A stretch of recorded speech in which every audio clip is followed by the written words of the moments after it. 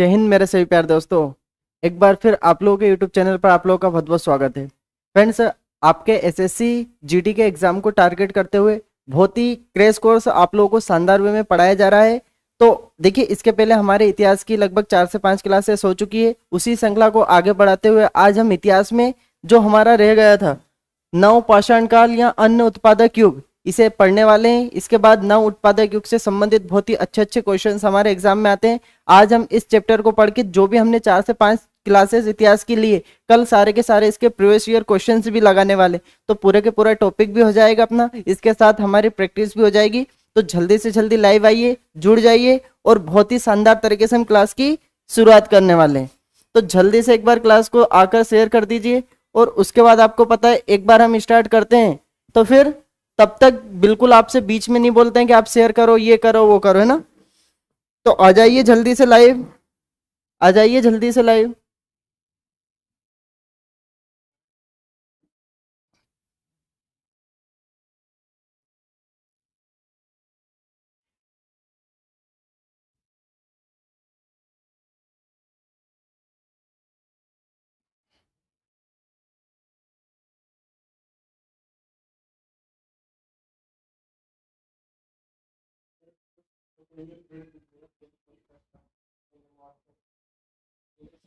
तो देखिए, हम करते हैं, आज हमें जो स्टार्ट करना है बिल्कुल नव पाषाण काल से। आज हमें सारी की सारी चीजें पढ़ना है, बहुत अच्छे से हम सारी की सारी चीजों को पढ़ने वाले हैं।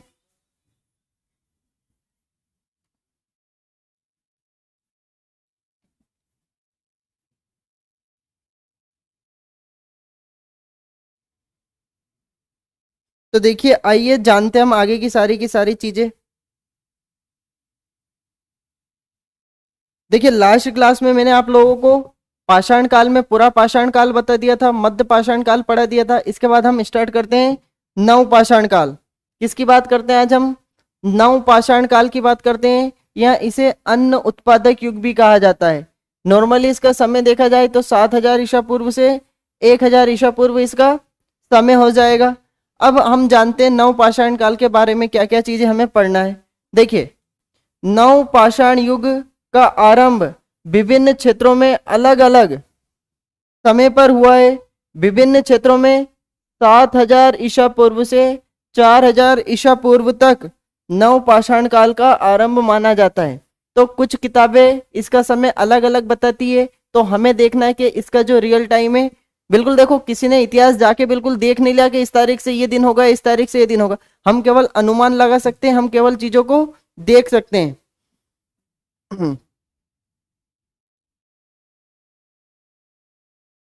तो अभी तक एक बार आप लोग क्लास को शेयर कर दीजिए। अभी तक आगे देखिए, आगे देखिए। देखिए, जो नव पाषाण काल है, मध्य पाषाण काल के बाद नव पाषाण काल युग में मानव के जीवन में बहुत अधिक परिवर्तन आया। मध्य पाषाण काल के बाद हम किसकी बात करते हैं? नव पाषाण काल की। इस युग में उसे कृषि पद्धति का अच्छा ज्ञान हो गया। इस पॉइंट को याद रख लेना, पूछा जाएगा हम लोगों से कि कृषि पद्धति का ज्ञान मनुष्य को किस युग में होता है, तो नवपाषाण काल युग में होता है। फलस्वरूप फलस्वरूप अनाज का उत्पादन पर्याप्त मात्रा में होने लगा तथा भंडारण भी शुरू हुआ। तो ये मुख्य रूप से कहाँ की विशेषता है? ये नवपाषाण काल की विशेषता है, ये नवपाषाण काल की चीजें हैं। और देखते हैं हम, और देखिए, भारतीय उपमहाद्वीप में 7,000 ईसा पूर्व का एकमात्र ज्ञात नवपाषाण कालीन वशावत मेहरगढ़। याद रखना, मोस्ट इंपोर्टेंट पॉइंट है ये हमारे लिए, ये पॉइंट बहुत इंपोर्टेंट हो जाएगा कि भारत में सबसे पुराना नवपाषाण कालीन स्थल कौन सा है। तो भारत में सबसे पुराना नवपाषाण कालीन स्थल कौन सा है? मेहरगढ़, जो पाकिस्तान के एक प्रांत बलूचिस्तान में स्थित है। इसे भी याद रखना, ये पाकिस्तान के प्रांत बलूचिस्तान में, पाकिस्तान के प्रांत बलूचिस्तान में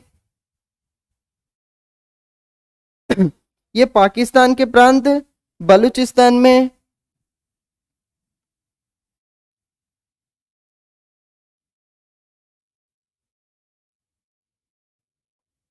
ये पाकिस्तान के किस प्रांत में? ये पाकिस्तान के प्रांत बलूचिस्तान में।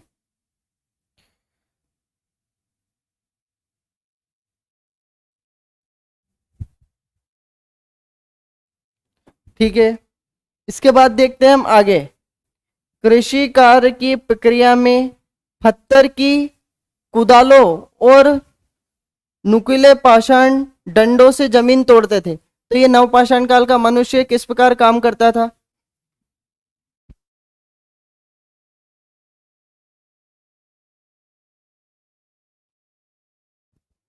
आगे देखिए, आगे देखते हैं हम और क्या क्या चीजें हैं इसमें। देखिए सुनिए, इस युग के लोग पालिशदार पाषाण हथियार, ये मोस्ट इंपोर्टेंट पॉइंट है। देखिए, यदि हम लोगों से क्वेश्चन से पूछा जाएगा, क्या क्वेश्चन से पूछा जाएगा? हम बात करते हैं किसकी? पुरा पाषाण काल। पुरा पाषाण काल। तो पुरा पाषाण काल में व्यक्ति कैसे पत्थरों का यूज करता था? तो इसमें बड़े बड़े पत्थरों का यूज करता था। कौन से पत्थरों का? बड़े बड़े पत्थरों का। फिर इसके बाद आता है मध्य पाषाण काल। मध्य पाषाण काल, और मध्य पाषाण काल में व्यक्ति कौन से पत्थरों को यूज करता था? मध्य पाषाण काल में व्यक्ति छोटे औजारों का यूज करता था, छोटे पत्थरों का यूज करता था, छोटे पत्थरों का। और इसके बाद आता है अपना नवपाषाण काल। तो इस नवपाषाण काल में पालिशदार पत्थर यूज करता है। इसके अलावा ये नुकीले पालिशदार पत्थर होते हैं, नुकीले पालिशदार पत्थर होते हैं। शिवराज जी हमारे साथ जुड़ चुके हैं। हेलो शिवराज जी। इसके अलावा रवि जी हमारे साथ जुड़ चुके हैं। जय श्री बालाजी, जय श्री बालाजी रवि जी। तो जल्दी से एक बार क्लास को शेयर कर दीजिए। देखिए, नव पाषाणकालीन युगीन, देखिए इसमें मुख्य रूप से अगर हम बात करें तो ये जो कुल्हाड़ियां मिली है, इससे हमें पता चलता है कि कुल्हाड़ियों पर पालिशदार पत्थर का यूज होता है। और नव पाषाणकालीन युगीन सेल्ट, कुल्हाड़ियां, बसूले, छेनी आदि उपकरण उड़ीसा और छोटा नागपुर झारखंड के पहाड़ी क्षेत्रों में भी पाए गए। मतलब देखिए, अभी मैं आप लोगों को बताऊंगा कि कौन कौन से पाषाणकालीन प्रमुख स्तर है, लेकिन ये उसमें से कुछ नाम याद रखना। अभी हम आगे और भी देखने वाले हैं। देखिए,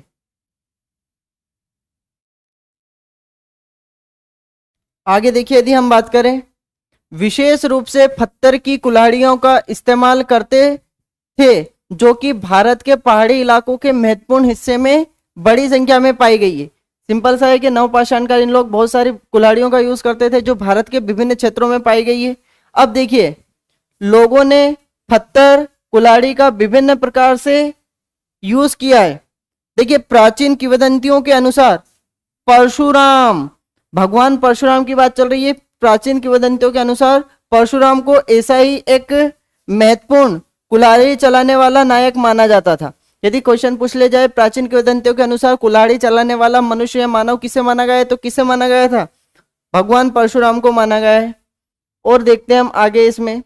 आगे देखिए, नवपाषाणकालीन युगीन लोगों द्वारा विभिन्न कुल्हाड़ियों के इस्तेमाल के आधार पर नवपाषाण काल 3 महत्वपूर्ण इलाके हैं। ये 3 महत्वपूर्ण इलाके इसके याद रख लेना, कई बार हम लोगों से पूछे जाएंगे।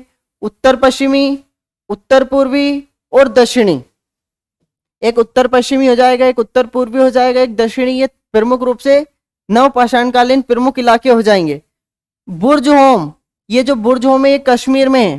तथा चिरांद, ये चिरांद छपरा सारण ये बिहार में है। ये कहां पर है? चिरांद बिहार में। तो याद रखना, जिस प्रकार मेहरगढ़ मैंने आपको बताया, मेहरगढ़ भी एक नवपाषाणकालीन स्थल है। इसके अलावा उड़ीसा के स्थल बताए। उसके बाद अब आ जाती है बुर्जहोम। तो ये बुर्जहोम कश्मीर में नवपाषाणकालीन स्थल है। चिरांद या छपरा ये भी नवपाषाणकालीन स्थल है। इस बुर्जहोम से मालिक के साथ कुत्तों के दफन होने के निशान मिले। क्वेश्चन पूछा जाता है कि किस पाषाणकालीन स्थल से मालिक के साथ कुत्तों को दफनाया गया है, तो इसी बुर्जहोम से दफनाया गया है, इसी बुर्जहोम में दफनाया गया है। पाषाण युगीन लोग पालिशदार पाषाण उपकरणों के अतिरिक्त बड़ी मात्रा में हड्डियों से निर्मित उपकरण, ये भी याद रखना। देखिए, ये हड्डियों के उपकरण निर्मित करते थे, नवपाषाणकालीन लोग का भी प्रयोग करते थे। आगे देखिए, आगे देखिए, नवपाषाण युग में मानव छोटी छोटी बस्तियां बनाकर रहने लगा, जिसने आगे चलकर जनजाति को जन्म दिया। जनजाति को जन्म दिया। इन जनजातियों में ज्येष्ठ और बलशाली पुरुष सरदार व नेता होता था। देखिए किस प्रकार इंसान की समझ विकसित होती है और धीरे धीरे व्यक्ति आगे बढ़ता है। तो मैंने आपको बताया कि पुरा पाषाण काल का मनुष्य कैसा था, मध्य पाषाण काल का मनुष्य कैसा था। अब नव पाषाण काल में व्यक्ति एक तरीके से जनजाति को जन्म देता है, और ये जनजाति का ही जो प्रमुख है, वो जो परिवार का सबसे बड़ा सदस्य है, वो सरदार या नेता होता है। तो देखिए नेता आज की कोई नई देन नहीं है। ये जो ब्रिटिश लोग बोलते हैं या यूरोपीय लोग बोलते हैं नेता नेता करते रहते हैं, तो ये जो नेता है हमारे यहाँ पे बहुत पहले से है।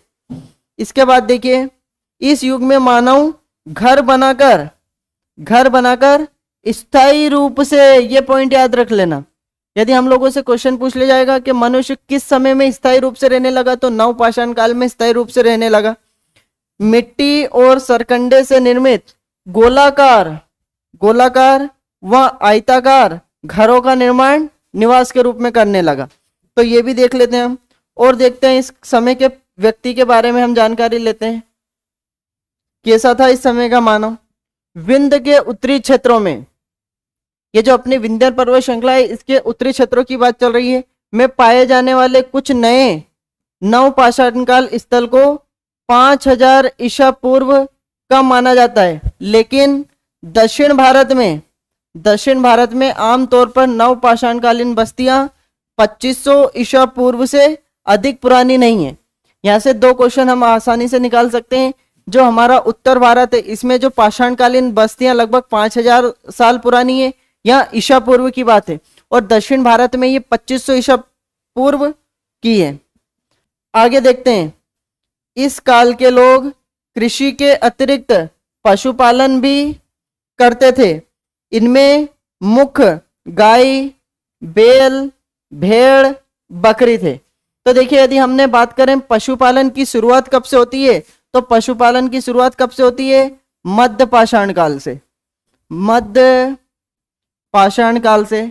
और मनुष्य के द्वारा पहला पालतू जानवर किसे बनाया गया था, कमेंट्स में उत्तर छाप दीजिए कि मनुष्य द्वारा पहली बार पालतू जानवर किसे बनाया गया था। तो आसानी से हम आंसर लिख सकते हैं, किसको बनाया था, कुत्ते को, डॉग को।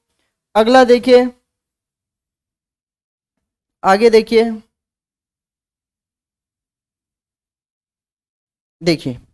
देखिए मेहरगढ़, ये जो मेहरगढ़ जो कि कश्मीर में है, जो कि मेहरगढ़, अभी इसके बारे में हम और आगे पढ़ेंगे। कोच्चि के समतल मैदान में, याद रखना है मेहरगढ़ कहां पर मिलेगा, कोच्चि के समतल मैदान में बोलन नदी के किनारे हैं, जिसे बलूचिस्तान में अनाज की टोकरी कहा जाता है। मोस्ट इंपोर्टेंट पॉइंट याद रख लेना, अनाज की टोकरी किसे कहा जाता है, तो मेहरगढ़ को कहा जाता है। मेहरगढ़ कहां पर है, तो बलूचिस्तान में है। इसके अलावा कोच्चि के समतल मैदान में बोलन नदी घाटी के पास ही है। नव पाषाण काल युग के निवासियों को सबसे पहले अन्न उगाने का श्रेय जाता है। यह भी पॉइंट याद रख लेना कि सबसे पहले अन्न किसने उगाया था, तो इन्हीं नव पाषाण काल के लोगों ने उगाया था। इसी युग मानव बीज बोने लगा, यहीं से मानव बीज बोने लगा। आगे देखिए, मेहरगढ़ के नव पाषाणकालीन लोग गेहूं, जौ और रुई उपजाते थे। मोस्ट इंपोर्टेंट चीजें याद रख लेना कि सबसे पहले मेहरगढ़ में हमें किस किस कृषि के साक्ष्य मिलते हैं, तो गेहूं और जौ के साक्ष्य मिलते हैं। इसके अलावा कपास के जो प्राचीनतम साक्ष्य, मतलब रुई की बात चल रही है, रुई बोले तो कपास के भी प्राचीनतम साक्ष्य हमें कहां से मिलते हैं, मेहरगढ़ से मिलते हैं। जबकि इलाहाबाद के पास कोल्डी हवा, यह भी याद रखना, इस कोल्डी हवा से हमें किसके साक्ष्य मिलते हैं, चावल उगाने के साक्ष्य मिलते हैं। तो मेहरगढ़ से आपको गेहूं, जौ और कपास के साक्ष्य मिलते हैं। कोल्डी हवा जो कि इलाहाबाद के पास है, यूपी में, से चावल उपजाने के साक्ष्य मिलते हैं। आगे देखिए, नव पाषाणकालीन अनेक स्थायी निवासियों का कृषि कार्य के कारण अनाज रखने तथा पकाने, खाने और पीने के लिए बर्तनों की आवश्यकता महसूस हुई। तो देखिए बर्तन भी कब से बनने लगे, तो ये बर्तन भी नवपाषाण काल से बनने लगे। अतः कुंभकारी सर्वप्रथम इसी युग में परिष्कृत हुई। तो ये याद रख लेना, कुम्हार का जो जन्म है, ये जो बर्तन बनाने वाला जो कि उस समय मिट्टी के जो बर्तन बनाता था उसे कुम्हार कहा जाता है। और इस कुम्हार कुम्हार की शुरुआत, मिट्टी के बर्तन की शुरुआत कहाँ से होती है? इसी नवपाषाण काल युग से होती है, इसी नवपाषाण कालीन युग से होती है। इसके आगे हम और देखते हैं, सुनिए। उत्तर पश्चिम में, जैसा कि मैंने आपको बताया कि उत्तर पश्चिम में कौन कौन से है, तो उत्तर पश्चिम में हम कुछ क्षेत्र देख लेते हैं। उत्तर पश्चिम में मेहरगढ़, जो कि वर्तमान पाकिस्तान में, गुफ कराल और बुर्जहोम ये कश्मीर में, कोल्डी हवा और महागढ़ा उत्तर प्रदेश में, चिरान बिहार में, हल्लूर और पेयमपल्ली आंध्र प्रदेश में, गेहूं, जौ, चावल, ज्वार, बाजरा, दलहन, काला चना, हरा चना जैसी फसलों के उगाने के प्रमाण मिले। तो इतने सारे के सारे क्षेत्र है जहां से हमें किस चीज के साक्ष्य मिले हैं। तो देखिए, इसमें यदि हम मेहरगढ़ जो पाकिस्तान की बात करें तो इस मेहरगढ़ से 3 चीजों के साथ, गेहूं, जौ और इसके अलावा हम बात करते हैं कपास के प्राचीनतम साक्ष्य मिलते हैं। इसके बाद यदि हम बात करें इस बुर्ज होम की बात करें तो यहाँ पे मालिक के साथ कुत्तों को दफनाने के साक्ष्य मिलते हैं। कोल्डी हवा से मैंने आपको अभी बताया चावल के साक्ष्य मिलते हैं। इसके अलावा हम और भी आगे देखेंगे और हमें कहाँ से किस किस चीज के साक्ष्य मिलते हैं, अभी हम और भी देखने वाले हैं। रोयल जी हमारे साथ जुड़ चुके हैं, गुड इवनिंग रोयल जी।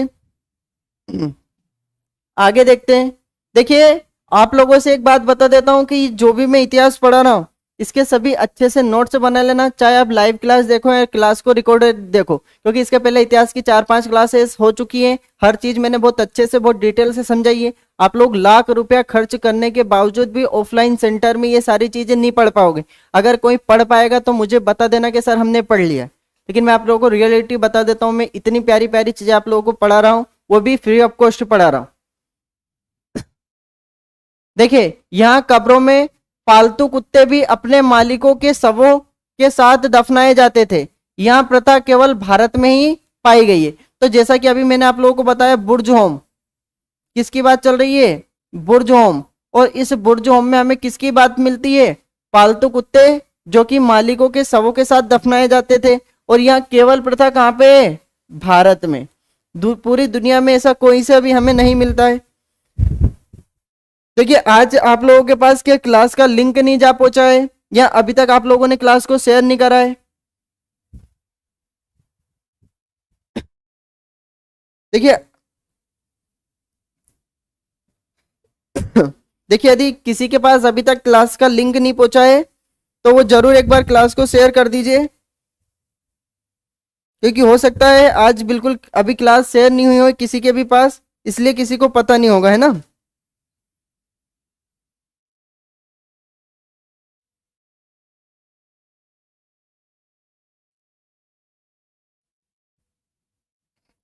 ठीक है,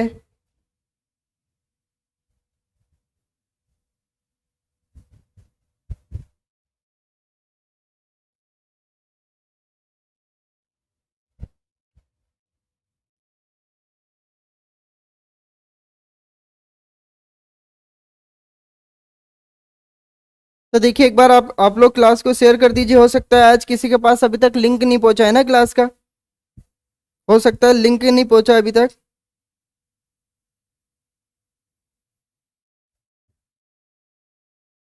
आगे देखते हैं। देखिए, नवपाषाण काल में जनजातियों की अपनी संस्कृति और परंपराएं विकसित हो गई थी। भाषा, संगीत, चित्रकारी आदि इसी संस्कृति का ज्ञान होता है। मतलब ये सारी की सारी चीजें नवपाषाण काल से ही पता चलती है, नवपाषाण काल से ही पता चलती है। और देखते हैं हम आगे। देखिए, 5000 ईसा पूर्व की बात चल रही है। तो 5000 ईसा पूर्व लोग बर्तन नहीं बनाते थे। 5000 ईसा पूर्व लोगों को नहीं पता था बर्तन बनते हैं कैसे नहीं बनते हैं। लेकिन यदि हम बात करें तो 4500 ईसा पूर्व के बाद कुम्हार का चाक अस्तित्व में आया। तो यहीं से कुम्हार की उत्पत्ति होती है। बर्तन तेजी से बनने लगे। मिट्टी के बर्तनों में काले, पके हुए, धूसर और चिकने एवं चमकीले बर्तन शामिल है। तो ये सारी की सारी चीजें कब की है? नवपाषाण काल की है।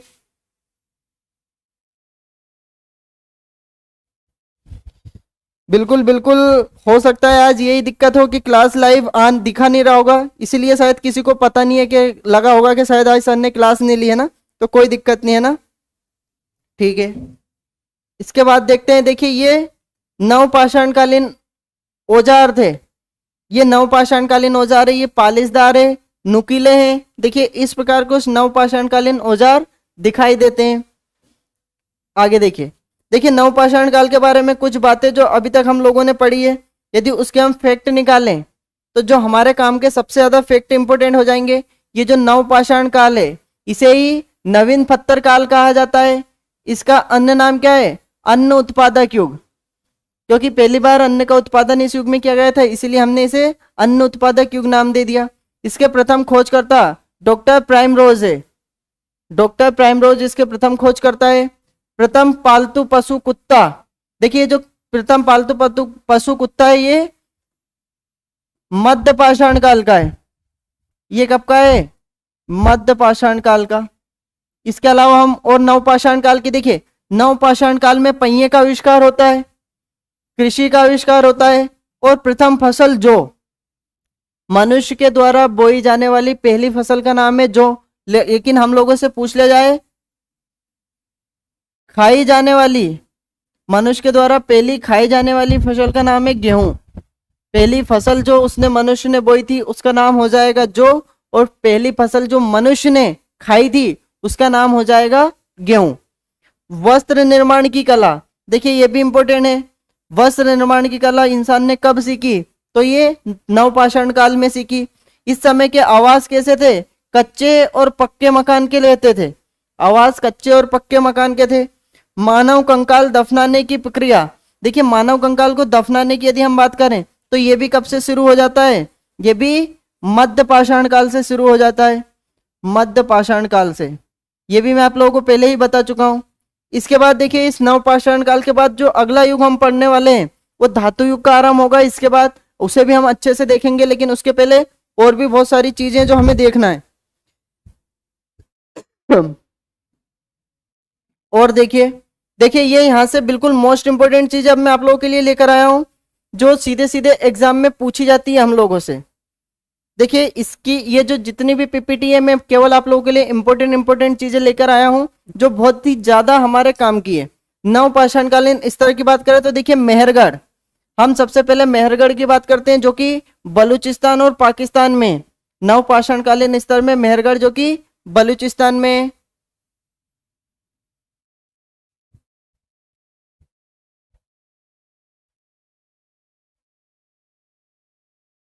बिल्कुल बिल्कुल मध्य पाषाण काल, ठीक है।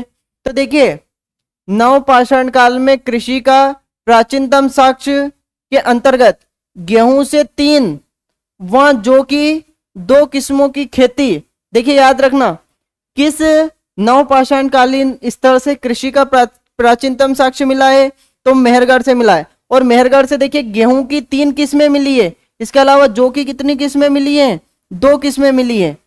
कच्ची ईंटों के आयताकार मकानों के साक्ष्य, ये भी इंपॉर्टेंट है कि किस नवपाषाण कालीन स्तर से कच्ची ईंटों के आयताकार मकानों के साक्ष्य मिले हैं। इसके अलावा प्राचीनतम स्थायी जीवन के प्रथम प्रमाण मिले। तो स्थायी जीवन की बात नवपाषाण काल में आती है, और उसमें भी कहां से पता चलता है? मेहरगढ़ से पता चलता है। और देखते हम आगे। और देखिए बात करें हम बुर्ज होम की, ये बुर्ज होम कहां पर पड़ेगा? कश्मीर में पड़ेगा। तो देखिए श्रीनगर स्थित झील के किनारे गर्तावास गड्ढा घर का प्रमाण 1835 में डी टेरा व पीटरसन द्वारा खोजा गया। मोस्ट इंपोर्टेंट है, ये जो बुर्ज होम है जो कश्मीर में, ये श्रीनगर झील से कितने यहाँ पे गर्तावास के साक्ष्य मिले। गर्तावास अर्थात जमीन के अंदर रहते थे लोग, गड्ढों में रहते थे। 1835 में डी टेरा पीटरसन ने इसकी खोज की। खेती से परिचित थे, यहाँ के लोग खेती से परिचित थे। यहाँ कब्रों में पालतू कुत्ते भी अपने मालिकों के शवों के साथ दफनाए गए। तो यही तो हमारे लिए इंपॉर्टेंट चीज है, ये एग्जाम में पूछा जाता है कि कहाँ से हमें कुत्ते के साथ मालिकों के शब्द दफनाए जाते हैं, तो ये कहां से मिलते हैं? इसके साक्ष्य कहां से मिलते हैं? बहुत बढ़िया। देखिए आप लोगों को ये पीपीटी भी मैं सेंड कर दूंगा ना, ये पीपीटी भी मैं आपको सेंड कर दूंगा। इसके बाद देखिए आगे, यदि हम किसकी बात करें, हम बात करें गुफ कराल की, तो गुफ कराल भी एक नवपाषाणकालीन स्थल है। कुमार की कश्मीर गुफा कहते हैं इसे, कुमार की कश्मीर गुफा कहते हैं। देखिए श्रीनगर से 41 किलोमीटर दक्षिण पश्चिम में स्थित कृषि व पशुपालन के साक्ष्य मिले, तो यहां से भी हमें कृषि और पशुपालन के साक्ष्य मिलते हैं। पहला पॉइंट ये याद रखना। हड्डी के औजार, धूसर, मृद भांडों का प्रमाण, तो ये देखिए हड्डी के औजार मिले, धूसर, मृद भांडों का प्रमाण। मृद भांड का मतलब क्या होता है? मिट्टी के बने बर्तन, मृद भांड मतलब मिट्टी के बने बर्तन। सिलबट्टा, मसाला पीसने वाला घरेलू उपकरण, ये याद रखना। कहां से हमें सिलबट्टा और मसाला पीसने वाला घरेलू उपकरण मिला है? तो ये गुफ कराल से मिला है। कहां से मिला है? गुफ कराल से। हड्डी से निर्मित सुई प्राप्त हुई, ये देखिए मतलब इस समय के लोग हड्डी से सुई भी बना दी, और ये भी हमें कहां से पता चलता है? ये हमें पता चलता है, यहीं से हमें पता चलता है। बिल्कुल बिल्कुल। देखिए कुछ भी क्वेश्चन हो, आप डायरेक्ट ही हमारे पास क्वेश्चन सेंड कर सकते हैं, कोई दिक्कत नहीं। आप बेझिझक, आपको कुछ भी पूछना हो तो आप हमसे पूछ सकते हैं ना। देखिए आप मेरे व्हाट्सएप पे भी अगर मैसेज कर कर कुछ पूछना चाहे तो कोई दिक्कत नहीं है ना। देखिए हम बात करते हैं कोल्डी हवा की, तो ये कोल्डी हवा कहां पर पड़ता है? ये कोल्डी हवा उत्तर प्रदेश में पड़ता है, और यहां से मैंने आपको बताया बोलन नदी पर इलाहाबाद के दक्षिण में स्थित है, तो ये किस घाटी में मिलेगा? तो ये बोलन नदी में मिलेगा। यहाँ के उत्खनन से 6500 ईसा पूर्व के धान की खेती का प्रमाण, जो धान की खेती भारत में नहीं विश्व का सबसे पुराना साक्ष्य माना गया। तो देखिए इस कोल्डी हवा से हमें किसके साक्ष्य मिले हैं? चावल के साक्ष्य मिले हैं। और ये ना केवल भारत का बल्कि पूरी दुनिया के प्राचीनतम चावल उत्पादन के साक्ष्य हैं। कहाँ के? चावल उत्पादन के साक्ष्य। आगे देखिए, आगे देखते हैं हम। अब हम बात करते हैं मगहरा की, या इसे कहीं 2-3 महेदा भी नाम से जाना जाता है, जो कि यूपी में पड़ता है। गंगा नदी के दक्षिण में विंध्य क्षेत्र का उत्खनन से गोलाकार झोपड़ियों के प्रमाण धान के अलावा जो की खेती व पशुवाड़ा के साक्ष्य मिले। तो देखिए हम मगहरा से, ये ज्यादा इंपॉर्टेंट, इतना ज्यादा इंपॉर्टेंट नहीं है जितना कि मैंने आप लोगों को पहले वाली चीजें बताई, लेकिन फिर भी मेरा काम था आप लोगों को पता है ना। आगे देखिए, देखिए चौपानी मांडो, ये याद रख लेना, कई बार चौपानी मांडो से क्वेश्चन पूछ ले जाता है। ये चौपानी मांडो कहां पर है? यूपी में। चौपानी मांडो कहां पर मिलेगा? यूपी में मिलेगा। और ये इलाहाबाद के निकट मधुमक्खी के छत्ते जैसी झोपड़ियां, तो क्वेश्चन पूछ लिया जाएगा कि मधुमक्खी के छत्ते जैसी झोपड़ियां कहां पे मिली है? तो हमें चौपानी मांडो में मिली है। ज्यामिति आकार के सूक्ष्म पाषाण व हस्त निर्मित मृद भांड के प्रमाण, तो ये चीजें भी हमें यहीं से मिलती है, ये चीजें भी हमें यहीं से मिली है। इसके बाद देखिए आगे, आगे देखिए, देखिए चिरांद, ये भी हमारे काम का है। ये चिरांद भी कई बार पूछ लिया जाता है, ये कहां पर मिलता है? तो ये बिहार का प्रमुख नवपाषाणकालीन स्थल है। जितने भी मैं अभी आप लोगों के इन सब चीजों के बारे में बता रहा हूँ, सभी के सभी नवपाषाणकालीन स्थल है, नवपाषाणकालीन स्थल है। देखिए बिल्कुल आपको आज का पीडीएफ मिल जाएगा ना, बिल्कुल पीडीएफ मिल जाएगा। ये कहां पर है? मैंने आपको बताया सारण जिले बिहार में स्थित है। नवपाषाणकालीन एकमात्र स्तर जहां से प्रचुर मात्रा में हड्डी के उपकरण, ये देखिए यहां से हमें हड्डी के उपकरण मिले हैं, हिरणों के सींग से निर्मित है। मोस्ट इंपोर्टेंट पॉइंट, कई बार क्वेश्चन पूछ लिया जाएगा कि हिरणों के सींग से निर्मित हड्डी के उपकरण कहां से मिले? तो हमें यही चिरांद से मिले। देखिए इसके अलावा दाबोजली हार्डिंग, ये असम में है, कृषि व पशुपालन के प्रमाण मिले, तो यहां से भी हमें कृषि और पशुपालन के प्रमाण मिले हैं। आगे देखिए, आगे देखिए, देखिए सारूतारू, ये सारूतारू कहां पर मिलेगा? असम में मिलेगा। तो गुवाहाटी के निकट उत्खनन से आदिम कुल्हाड़ियां व अंकित मृद भांड प्राप्त हुए। मतलब मिट्टी के बर्तनों पे कुछ लिखा हुआ मिला है, इसलिए उसे बोला अंकित मृद भांड। और यहाँ पे प्राचीन कुल्हाड़ियां भी मिली है। देखिए संगन कल्लू, ये कर्नाटक में, ये पूछा गया एग्जाम में कि संगन कल्लू नामक नवपाषाण कालीन स्तर कहाँ पर मिलेगा, तो ये कर्नाटक में मिलेगा। तो मैसूर के निकट बेल्लारी जिले में स्थित है। यहाँ से राख के टीले प्राप्त हुए हैं। ये टीले मवेशी बाड़ों के स्थल थे। तो राख के टीले हमें यहाँ से प्राप्त होते हैं कर्नाटक से। आगे देखिए, आगे देखिए पिकली हल, यदि हम बात करें पिकलीहर की, तो ये कर्नाटक में। पिकलीहर कहाँ पर मिलेगा, हमें कर्नाटक में मिलेगा। तो ये नवपाषाणकालीन युगिंग निवासी पशुपालक थे। गाय, बैल, बकरी, भैंस को पालते थे। तो ये सारे के सारे इस चीज को पालते थे। यहाँ से राख का ढेर व निवास स्थल दोनों मिले हैं। ये भी आप लोगों को पता होना चाहिए, ये भी आप लोगों को पता होना चाहिए। आगे देखिए, आगे देखते हैं हम। देखिए कुछ महत्वपूर्ण तथ्य जो हमारे एग्जाम में हमसे पूछे जाएंगे, कुछ महत्वपूर्ण तथ्य जो हमारे एग्जाम में हमसे पूछे जाएंगे।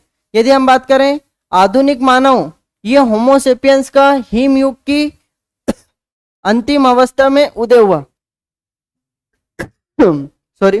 तो देखिए जो आधुनिक मानव है, जिसे हम होमोसेपियंस बोलते हैं, ये पुरा पाषाण काल में, पुरा पाषाण काल में। और पुरा पाषाण काल के भी किस भाग में, इस पुरा पाषाण काल के भी किस भाग में, उत्तर पुरा पाषाण काल में, उत्तर पुरा पाषाण काल में आते हैं, उत्तर पुरा पाषाण काल में आते हैं। तो ये भी देखिए, यदि हम बात करें मानव कंकालों को विधिवत रूप से दफन करने की प्रक्रिया मध्य पाषाण काल से प्रारंभ हुई। कब से प्रारंभ होती है, मध्य पाषाण काल से प्रारंभ होती है। शिवानी जी हमारे साथ जुड़ चुकी है, तो जय श्री महाकाल शिवानी जी। इसके बाद देखिए आदि मानव ने सबसे पहले आग जलाना सीखा था। तो यदि हम आग जलाने की बात करें, देखिए आग के बारे में पता तो था पुरा पाषाण काल के मनुष्य को, लेकिन आग का ज्ञान नवपाषाण कालीन लोगों को हुआ। दोनों अलग क्वेश्चन है। आग के बारे में पता था पुरा पाषाण काल के लोगों को, लेकिन उसके बारे में नॉलेज नहीं था, ज्ञान नहीं था। आगे देखते हैं हम। मानव द्वारा सर्वप्रथम प्रयुक्त अनाज कौन सा है, जौ। और खाए जाने वाला प्रमुख पहला गेहूं है। पहला खाया किसको, गेहूं को, और उगाया किसको, जौ को। आगे देखिए भारत में पशुपालन कृषि के प्राचीनतम साक्ष्य मेहरगढ़ से मिलते हैं। देखिए मैं आप लोगों को बता चुका हूं, इंपॉर्टेंट क्वेश्चन है ये। नवपाषाण काल के लोगों द्वारा पाला गया प्रथम पशु कुत्ता था। देखिए मुख्य रूप से नवपाषाण काल ना लिख के हम मध्य पाषाण काल लिखेंगे यहाँ पर, मध्य पाषाण काल, क्योंकि मध्य पाषाण काल के लोगों के द्वारा सबसे पहले पशुपालन के साक्ष्य मिलते हैं। आगे देखिए हस्त कुठार एवं विदर्णी प्राचीन काल के सबसे परिचित उपकरण थे। तो ये देखिए हैंडीमैन, ये याद रखना, हैंडीमैन कौन था, ये हैंडीमैन। तो हैंडीमैन को प्रथम उपकरण निर्माता कहा जाता है। क्वेश्चन पूछा जाएगा कि पहला व्यक्ति जो औजार बनाता था, उपकरण बनाता, उसे किस नाम से जाना जाता है, तो उसे हैंडीमैन के नाम से जाना जाता है। बहुत बढ़िया, मास्टर जी भी हमारे साथ जुड़ चुके हैं, जय श्री महाकाल मास्टर जी। आगे देखते हैं हम, आगे देखते हैं। देखिए और हम लोगों से पूछा जाएगा भारत में मानव कंकाल मध्य पाषाण काल युग से प्राप्त होते हैं। तो देखिए हम लोगों ने आपको बताया था हथनोड़ा जो कि होशंगाबाद है, यहीं से पहली मानव खोपड़ी मिली थी। ये चीजें मैं आप लोगों को बता चुका हूँ। रामापिथेकस, ये रामापिथेकस के जीवाश्म शिवालिंग क्षेत्र से प्राप्त हुए, भारत में शिवालिंग क्षेत्र से प्राप्त हुए। और ये जो रामापिथेकस दो पैरों पर चलने वाला मानव था, चलने वाला मानव। कमेंट्स में उत्तर में लिखिए कि चार पैरों पर चलने वाले मानव को किस नाम से जाना जाता है। वस्त्र निर्माण कला मनुष्य ने नवपाषाण युग में सीखी। देखिए बर्तन बनाना हो चाहे वस्त्र निर्माण कला हो, सब नवपाषाण काल युग में मनुष्य के द्वारा सीखा गया है। आगे देखिए, देखिए गंगा घाटी में धान की खेती का प्राचीनतम प्रमाण लहुरा देव उत्तर प्रदेश से प्राप्त हुआ है। देखिए अभी जो नवीनतम खोजे हुए हैं इन नवीनतम खोजों में यह बताया गया है कि चावल का जो प्राचीनतम साक्ष्य जो कि हम कोल्ड हवा को मानते हैं, उसे उससे भी पुराना चावल का साक्ष्य, धान की खेती का साक्ष्य गंगा घाटी में लहुरा देव जो कि यूपी से प्राप्त हुआ है, जो कि यूपी से प्राप्त हुआ है, यूपी से प्राप्त हुआ है। बहुत बढ़िया। गोरख जी भी हमारे साथ जुड़ चुके हैं, तो जय श्री राम गोरख जी। आगे देखिए, दमदमा जो कि हरियाणा में, दमदमा हरियाणा से एक ही कब्र में 3 मानव कंकाल मिले हैं। क्वेश्चन याद रख लेना कि एक ही कब्र में 3 मानव कंकाल कहां से मिले हैं, तो दमदमा हरियाणा से मिले। देखिए अभी तक आप लोगों ने क्लास को बिल्कुल शेयर नहीं करा है, तुरंत क्लास को शेयर कर दीजिए। इतनी अच्छी चीजें आप लोगों को लाख रुपए के देने के बावजूद भी ऑफलाइन सेंटर में नहीं मिलेगी। आप लोगों को विश्वास नहीं हो तो एक स्टैम्प पेपर में मैं आप लोगों के बिल्कुल लिख के दे सकता हूं कि आप लोगों के लिए काफी मेहनत की जा रही है इस क्लास के लिए। तो आप लोग एक बार क्लास को शेयर कर दीजिए। विंध्य क्षेत्र के लेखिया उत्तर प्रदेश से सर्वाधिक मानव कंकाल मिले, तो ये भी याद रखना कि सबसे ज्यादा मानव कंकाल कहां से मिले, लेखिया से सबसे ज्यादा मानव कंकाल जो कि यूपी से, और एक ही कब्र में 3 मानव कंकाल ये दमदमा हरियाणा से मिले। तो दमदमा, अब देखिए अब हमें जो अगला चैप्टर पढ़ना है, अगला हमारा चैप्टर आ जाएगा, सुनिए, नव पाषाण काल का द्वितीय चरण। देखिए अब नव पाषाण काल तो हमारा खत्म हो गया, इसी में एक और चरण आता है द्वितीय चरण, जिसे हम बोलते हैं धातु पाषाण काल। क्या बोलते हैं, धातु पाषाण काल बोलते हैं, धातु पाषाण काल बोलते हैं। तो इसे हम पढ़ लेते हैं क्योंकि यहां से भी कई बार हमारे एग्जाम में क्वेश्चंस पूछ लिए जाते हैं। देखिए नव पाषाण काल, नव पाषाण काल के अंत में धातुओं का उपयोग शुरू हुआ। इस्तेमाल की जाने वाली पहली धातु तांबा थी। याद रख लेना कि पहली धातु कौन सी थी, मानव के द्वारा पहला पालतू जानवर कुत्ता था, पहली बोई जाने वाली फसल जौ थी, पहली खाई जाने वाली फसल गेहूं थी। पहला धातु कौन सा था, तो तांबा, तांबा था। सर्वप्रथम तांबे के उपयोग के कारण इसे चारकोलेथिक युग भी कहा जाता है। मोस्ट इंपोर्टेंट कि चारकोलेथिक युग किसे कहा जाता है, एग्जाम में पूछा गया है कि चारकोलेथिक युग किसे कहा जाता है, तो ताम्र युग या ताम्र पाषाण काल युग को चारकोलेथिक युग कहा जाता है। आगे हम देखते हैं, तांबा और पत्थर के औजारों के उपयोग पर कई संस्कृतियां आधारित थी। इस तरह की संस्कृति को ताम्र युग संस्कृति, ये देखिए ताम्र युग संस्कृति कहा जाता है, जिसका अर्थ है ताम्र पाषाण। देखिए ताम्र पाषाण नाम क्यों रखा, ताम्र मतलब तांबे का यूज, पाषाण मतलब पत्थर, तो तांबे प्लस पत्थर दोनों का यूज होने के कारण इसी संस्कृतियों को क्या नाम दिया, ताम्र पाषाण कालीन संस्कृतियां। आगे देखिए और देखते हैं हम। देखिए ताम्र पाषाण कालीन लोग मुख्यतः ग्रामीण समुदाय के, देखिए जो ताम्र पाषाण कालीन लोग किस समुदाय के थे, ग्रामीण समुदाय के थे, और देश के ऐसे भागों में फैले थे जहां पहाड़ी जमीन और नदियां थी। ठीक है, देखिए जिस चीज को मैं अंडरलाइन करता हूं वो आप लोगों के लिए सबसे ज्यादा इंपॉर्टेंट हो जाती है, सबसे ज्यादा एग्जाम में पूछी जाने वाली चीज है। ताम्र पाषाण युग के लोग गाय, भेड़, बकरी, सुअर और भैंस पालते थे तथा हिरण का शिकार करते थे। आज यदि कोई हिरण का शिकार करके दिखाए तो मैं उसे मानूं, लेकिन उस समय के लोग हिरण का शिकार करते थे और कहते थे देखो मैंने हिरण मार दी। हिरण के सिंग बनाते थे, हिरण के सिंगों से छल्ले बनाते थे, कान में पहनने के रिंग बनाते थे, बालियां बनाते थे, श्रृंगार की चीजें बनाते थे, हार बनाते थे गले का, तो ये सब हिरण के बनाए जाते थे। ऊंट के अवशेष भी प्राप्त हुए, तो ताम्र पाषाण कालीन सभ्यता जो कि ग्रामीण समुदाय में थी, गाय, भेड़, बकरी, सुअर, हिरण और ऊंट के साक्ष्य हमें यहां से मिलते हैं। आगे देखिए, आगे देखिए, देखिए ये बात क्या बोल रही, इस सभ्यता के लोग घोड़े से परिचित नहीं थे। ये याद रख लेना कि इस सभ्यता के लोग घोड़े से परिचित नहीं थे। हालांकि यहां स्पष्ट रूप से नहीं कहा जा सकता, देखिए इसके स्पष्ट प्रमाण नहीं है कि ताम्र पाषाण कालीन लोग घोड़े से प्रचलित थे या नहीं थे, लेकिन हम सिंधु घाटी सभ्यता भी पढ़ते हैं तो उसमें भी घोड़े के अवशेष नहीं मिलते हैं। तो ये कुछ सभ्यताएं कुछ सिंधु घाटी सभ्यता के पहले की थी कुछ उसके समांतर थी, कुछ उसके बाद तक भी थी। ताम्र पाषाण कालीन सभ्यता बहुत लंबी है ना, बहुत लंबी इसमें आती है श्रृंखला। गेहूं, चावल, बाजरा, मसूर, उड़द, मूंग, मटर, रागी, अलसी, कपास उगाते थे। तो लगभग सभी फसल उगाते थे, रटने की कोई जरूरत नहीं है। और मछली पकड़ने के कांटे ब्रशी का प्रयोग करते थे। आज भी हम मछली पकड़ने के लिए कांटे का यूज करते हैं, तो वो भी करते थे। उसमें कौन सा नया है?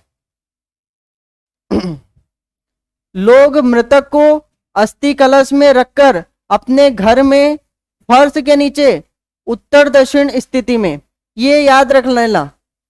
क्या याद रखना आप लोगों को कि ताम्र पाषाण कालीन लोग लोगों को कहां पर दफनाते थे? तो ये उत्तर दक्षिण दिशा में दफनाते थे। कल मैं आप लोगों को जब क्वेश्चंस कराऊंगा सारे के सारे इतिहास के, तब आप लोगों को समझ में आएगा कि आप लोगों ने कितने अच्छे से पढ़ लिया और आप लोगों के क्वेश्चन बिल्कुल एकदम बिल्कुल धुआं धुआं बनने वाले हैं। मृतकों के साथ बर्तन और कुछ तांबे की वस्तुएं कब्र में डाली जाती थी। हड़प्पा के लोगों की तरह उन्हें अलग कब्रिस्तान का इस्तेमाल नहीं किया। तो देखिए इसी के बाद हम हड़प्पा सभ्यता भी अब पढ़ने वाले हैं अगली क्लास में। तो अब हड़प्पा सभ्यता की भी चीजें सामने आने लगी है।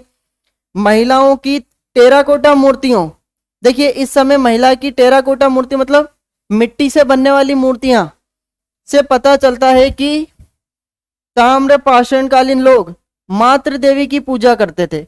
अंडरलाइन करना इस पॉइंट को, इंपॉर्टेंट पॉइंट हो जाएगा कि ताम्र पाषाणकालीन लोग मातृ देवी की पूजा करते थे। तो बिल्कुल करते थे मातृ देवी की। अनेक कच्ची मिट्टी की नग्न पुतलियों से पूजा की जाती है, तो ये भी देख लीजिए। आगे देखते हैं हम। देखिए इस सभ्यता की खुदाई से प्राप्त तांबे की कौन कौन सी वस्तुएं मिली है? तो ये जो ताम्र पाषाणकालीन लोग तांबे से कौन कौन सी वस्तुओं के बारे में जानते थे, तो हम ये देखते हैं। तो देखिए तीर के नोक, बरछे के फल, बसियां, सेल्ट, कंगन, औजारों की मूठे, चूड़ियां, छेनियां, मतलब ये सारे के सारे तांबे के बने होते थे। इतने सारे ताम्र पाषाणकालीन लोग लिखने की कला नहीं जानते थे। देखिए ये जो नव पाषाण काल के बाद जो ताम्र पाषाणकालीन सभ्यता थी, इसमें लोग लिखने की कला नहीं जानते थे और ना ही नगरों में रहते थे। जबकि काशीयुगीन लोग नगरवासी हो गए। देखिए तांबे के बाद कांसे का यूज होता है, क्योंकि सबसे पहले तांबा फिर कांसा। और जो काशीयुगीन लोग हैं उसी में हम सिंधु घाटी सभ्यता पढ़ते हैं। तो सिंधु घाटी सभ्यता नगरीय सभ्यता होती है, लेकिन ये लोग लिखने को कला नहीं जानते थे। आगे देखिए, अब देखिए हम लोग फिर उसी चीज पर आ गए। क्या आ गए? इस युग को धातु प्रयोग के आधार पर 3 प्रमुख भागों में बांटा गया कि किस युग में कौन कौन सी धातु का यूज हो रहा है। उसके आधार पर हम लोगों ने इसे ताम्र युग या ताम्र पाषाणकालीन संस्कृति बोल दिया। काशी युग, इसमें ही हमारी कौन सी सभ्यता आ जाएगी? सिंधु घाटी सभ्यता, सिंधु घाटी सभ्यता। और तीसरा जाएगा लोह युग, और इस लोह युग में कौन सी सभ्यता आ जाएगी? वैदिक सभ्यता। कौन सी सभ्यता आ जाएगी? वैदिक सभ्यता। तो देखिए हम पढ़ने क्या क्या वाले हैं, हम किन किन चीजों को पढ़ने वाले हैं। अब हम ताम्र युग के बारे में पढ़ने वाले हैं। देखिए अभी तक जितनी भी बातें मैंने आपको पढ़ाई वो सारी की सारी ताम्र युग के बारे में ही, लेकिन और ताम्र युग में और दो चार बातें हम और पढ़ लेंगे। तो ताम्र युग ऐसे चेरकोलिथिक एज भी बोला जाता है, मैं आप लोगों को बता चुका हूँ। ताम्र पाषाणकालीन संस्कृतियों के बारे में देख लेंगे। देखिए हमें बहुत ज्यादा डिटेल से नहीं पढ़ना है, केवल वो इंपॉर्टेंट पॉइंट पढ़ना है जो हमारे एग्जाम में सबसे ज्यादा पूछे जाते हैं। काशी युग पढ़ेंगे जो कि 2000 से 1500 ईसा पूर्व के बीच में चलता है। लोह युग पढ़ेंगे जो कि 1200 से 600 ईसा पूर्व चलता है। और कुछ संबंधित तथ्य देखेंगे। इसके बाद हम कुछ संबंधित तथ्य हम देखने वाले हैं।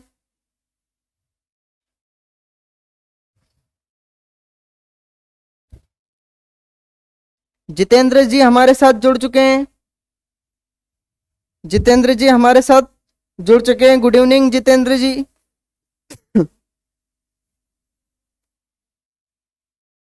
मास्टर जी बोल रहे हैं सर जी बहुत अच्छा पढ़ा रहे हो, आपकी डेली क्लासेस लगती है। तो बिल्कुल मास्टर जी हमारी डेली क्लासेस लगती है, इसी टाइम पे लगती है। 7:30 से 8:30 हमारी क्लासेस लगती है। ठीक है, देखिए ताम्र युग की यदि हम बात करें तो ताम्र युग को क्या, देखिए यहाँ तांबे के प्रयोग का युग था जिसे सिंधु पूर्व सभ्यता, देखिए सिंधु सभ्यता है, सिंधु घाटी सभ्यता की बात चल रही है, जिसे सिंधु पूर्व सभ्यता का नाम दिया गया। इसे सिंधु सभ्यता का मूल माना जाता है। सिंधु घाटी सभ्यता के पहले ही किसका यूज होने लगा, तांबे का यूज होने लगा, तो इसे हमने ताम्र युग दे दिया। अर्थात यही जो ताम्र युग है सिंधु पूर्व सभ्यता ही सिंधु सभ्यता या सिंधु सभ्यता का मूल है। तो सिंधु सभ्यता के पहले जो सभ्यता थी सिंधु पूर्व सभ्यता हो जाएगी। आगे देखिए, इस समय तक लोगों को कांसे और लोहे के बारे में ज्ञान नहीं था। धातु के रूप में ये लोग सिर्फ और सिर्फ तांबे का उपयोग करते थे। हमें मोहब्बत है सिर्फ तुमसे, सिर्फ तुमसे, सिर्फ तुमसे। तो उसी चीज को याद रखना कि जो लोग थे केवल किस धातु को जानते थे, तो ये लोग केवल और केवल किस धातु को जानते थे, ये लोग केवल तांबे को जानते थे, केवल तांबे को जानते थे। राशिद अली जी हमारे साथ जुड़ चुके हैं, गुड इवनिंग राशिद जी। इसके अलावा यशवंत जी भी हमारे साथ जुड़ चुके हैं, बहुत बढ़िया। तो देखिए फ्रेंड्स, काफी अच्छी चीजें काफी अच्छे से डिटेल से आप लोगों को पढ़ाई जा रही है, काफी मेहनत आप लोगों के लिए की जा रही है। आप लोग तो डेली 7:30 से 8:30 बजे हमारे साथ जुड़ा करें। इसके अलावा क्लास को शेयर भी करते रहिए, क्योंकि देखिए आप लोग शेयर करोगे, सपोर्ट करोगे तो हम और भी आप लोगों के लिए डबल मेहनत करेंगे। और आप लोगों के लिए एक बार फिर बता देता हूँ, इतना अच्छा कंटेंट नहीं मिलने वाला। भले आज आप लोगों को लगता है व्यूअर्स कम है या चैनल में सब्सक्राइबर कम है, तो उससे हमें कोई फर्क नहीं पड़ता। हमारा मोटिव है आपको अच्छे से अच्छा कंटेंट प्रोवाइड किया जाए, ताकि आप लोग आपके एग्जाम में नो टेंशन होकर केवल राइट आंसर लगाते रहो। बहुत बढ़िया, गुड इवनिंग राशिद जी। तो देखिए आगे हम देखते हैं, देखिए कृषि में काम आने वाले औजारों में अब पत्थर के औजारों के साथ तांबे के औजार भी शामिल हो गए थे, इसलिए इसे ताम्र पाषाण युग चेरकोलिथिक एज भी कहा जाता है। अभी तक मानव पत्थर का यूज कर रहा था, लेकिन अब उसने धातु खोज ली तांबा और दोनों का मिक्सचर भी यूज करने लगा, इसलिए हमने इसे ताम्र पाषाण युग बोला। कुल्हाड़ी, भाले, तलवार तथा आवश्यकता की सभी वस्तुएं तांबे से बनाई जाने लगी, हर चीज तांबे से बनाई जाने लगी। आगे देखिए, देखिए तिथि क्रम की दृष्टि से भारत में ताम्र पाषाण बस्तियां की अनेक श्रृंखलाएं, कुछ पाक हड़प्पीय मतलब कुछ हड़प्पा पूर्व है, कुछ हड़प्पा कालीन, तो कुछ हड़प्पोत्तर यानी हड़प्पा के बाद की है। देखिए जो ताम्र पाषाण कालीन संस्कृति है, हड़प्पा के पहले, हड़प्पा के समय और हड़प्पा के बाद, तीनों एक तरीके से समांतर चलती है। तो हमें कुछ संस्कृतियों के बारे में पता होना चाहिए। देखिए हड़प्पा पूर्व कौन कौन सी संस्कृतियां थी, 4000 से 2500 ईसा पूर्व कौन सी थी, सोती संस्कृति, सोती संस्कृति जो कि राजस्थान के बीकानेर क्षेत्र में विकसित हुई थी। झाकर संस्कृति जो कि सिंध क्षेत्र में विकसित हुई थी। फिर देखते हैं हम हड़प्पा सभ्यता जिस समय भारत में थी, तो हड़प्पा कालीन संस्कृति जो कि 2500 ईसा पूर्व से 1800 ईसा पूर्व, और इसी में 2350 से 1750 हम हड़प्पा सभ्यता को पढ़ते हैं। तो इसमें आहड़ संस्कृति जो कि राजस्थान क्षेत्र की थी, गणेश्वर संस्कृति, OCM गोरिक मृदभांड संस्कृति। तो यदि क्वेश्चन पूछ लिया जाए कि हड़प्पा के पहले की संस्कृति, तो सोती संस्कृति, इसके अलावा और कौन सी, झाकर संस्कृति। हड़प्पा के साथ चलने वाली ये प्रमुख संस्कृतियां थी। हड़प्पा के बाद कौन कौन सी संस्कृति आती है, तो हड़प्पोत्तर हड़प संस्कृति 1800 से 1300 ईसा पूर्व। देखिए इसमें मालवा की संस्कृति आती है, कायथा की संस्कृति आती है, एरन संस्कृति आती है और जोरवे संस्कृति आती है। इसमें से सबसे लास्ट तक जो चलने वाली संस्कृति है जोरवे संस्कृति है, जो कि पूरी ये सारी की सारी ताम्रपाषाण कालीन सभ्यताएं सब खत्म हो जाती है, केवल एकमात्र रह जाती है जिसका नाम है जोरवे की संस्कृति। तो ये आखिरी तक चलती है, ये लास्ट तक चलती है। आगे देखिए ये ताम्र पाषाण युग की संस्कृतियों की यदि हम बात करें, तो देखिए यहां से हमसे कुछ सीधे सीधे फैक्ट पूछ ले जाएंगे कि कब किसका समय कौन सा था। तो यदि हम आहड़ संस्कृति की बात करें, तो लगभग 1700 से 1500 ईसा पूर्व की थी। कायथा संस्कृति की हम बात करें तो लगभग 2000 से 1800 ईसा पूर्व की थी। मालवा संस्कृति की हम बात करें तो लगभग 1500 से 1200 ईसा पूर्व की थी। सवल्दा संस्कृति की बात करें तो लगभग 2300 से 2200 ईसा पूर्व की थी।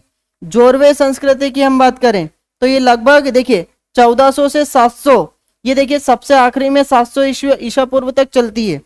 प्रभास संस्कृति जो लगभग 1800 से 1200 ईसा पूर्व है।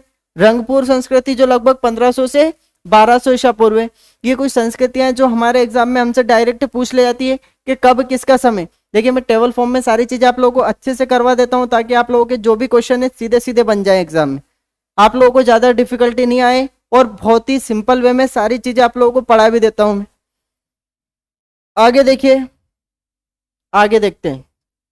देखिए भारत में इस अवस्था से संबद्ध एक तो दक्षिण पूर्व राजस्थान, ये जो सारी की सारी संस्कृतियां बताई मैंने आप लोगों को, इसे हम लोगों ने 3 क्षेत्रों में मुख्य रूप से बांट दिया। एक तो दक्षिण पूर्व राजस्थान, पश्चिमी मध्य प्रदेश, पश्चिमी महाराष्ट्र तथा दक्षिण पूर्वी भारत में पाएगा, मतलब उसे हम लोगों ने 3 से 4 भागों में बांट दिया। एक अपना हो जाएगा ये देखिए।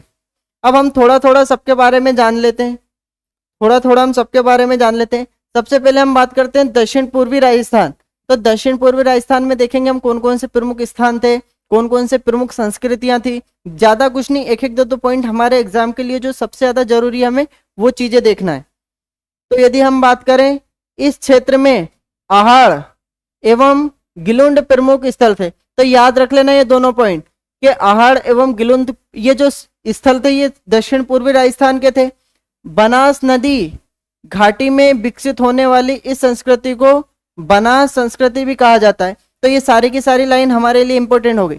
दक्षिण पूर्वी राजस्थान के 2 प्रमुख क्षेत्रों के नाम याद रखना। बनास नदी घाटी क्षेत्र में ये संस्कृति थी, इसलिए इसे बनास नदी घाटी संस्कृति भी बोल दिया गया। यहां से पकी एवं कच्ची ईंटों का साक्ष्य तथा पत्थर की दीवारों का साक्ष्य मिला है। तो यहाँ से हमें ये साक्ष्य मिला है। यहाँ से तांबे के प्रचलन एवं चावल तथा बाजरे का भी साक्ष्य मिला है। तो आप लोग भले इतनी चीजें याद ना करना, लेकिन आप लोगों को ये जो ऊपर वाली लाइन है बिल्कुल पता होना चाहिए। जितनी मैंने आप लोगों को ऊपर जितनी चीजें बताई ये आप लोगों को पता होना चाहिए। आगे देखिए, देखिए मालवा की हम बात करें, यदि हम मालवा की बात करें तो कायथा एवं नवदा टोली, कायथा और ये जो नवदा टोली है मालवा की संस्कृति के अंतर्गत आ जाएंगे। इस संस्कृति के प्रमुख स्थल थे। यहाँ से चौकोर एवं वृत्ताकार घरों के साक्ष्य, लाल एवं काले मृदभांड, गेहूं, अलसी, मसूर, चावल का साक्ष्य प्राप्त हुआ है। ये आप लोग नहीं भी याद रखोगे तब भी आप लोगों को कोई दिक्कत नहीं, केवल आप लोगों को याद रखना है कि जो कायथा और नवदा टोली है ये मालवा की संस्कृति के अंतर्गत थे, ये मालवा की संस्कृति के अंतर्गत थे।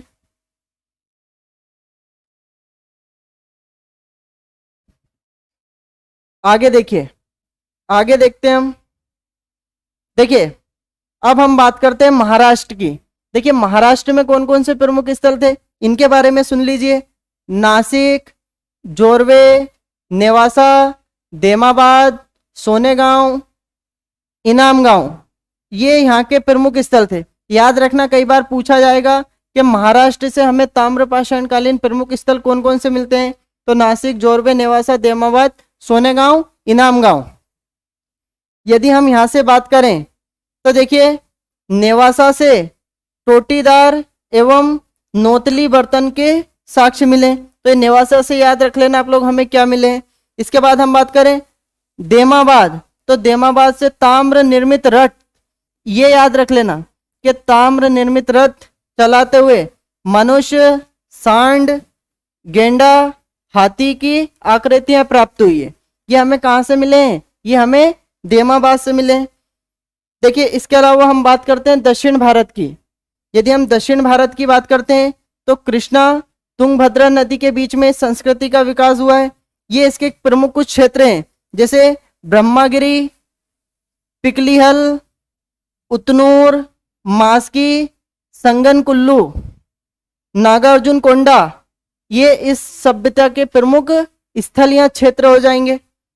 आगे देखिए, देखिए पूर्वी भारत की यदि हम बात करें, पूर्वी भारत के, तो इस क्षेत्र की बस्तियों तो वर्धमान, वीरभूमि, मिदनापुर, बांकुरा आदि प्रमुख स्थल है। यहां से हमें चावल के साक्ष्य मिले। तो देखिए इस प्रकार हम लोगों ने जो भी प्रमुख प्रमुख संस्कृतियां थी उसके बारे में कुछ तो बातें जानी। इसके अलावा कुछ और क्षेत्रीय संस्कृतियां भी रह गई है हमारी, तो हम इस चीज को कल क्लास में पहले कवर कर लेंगे। उसके बाद आप लोगों के लिए मैंने अभी तक इतिहास में लगभग 6 क्लासेस ले चुका हूँ, इसके क्वेश्चन भी करेंगे। तो पहले जो अपना रह गया हम उसे पढ़ेंगे, उसके बाद हम क्वेश्चंस करेंगे, ताकि आप लोगों को समझ में आएगा कि किस अच्छे लेवल के क्वेश्चंस एग्जामिनर के द्वारा पूछे जा रहे हैं। तो मिलते हैं कल 7:30 से 8:30। जय हिंद, वंदे मातरम।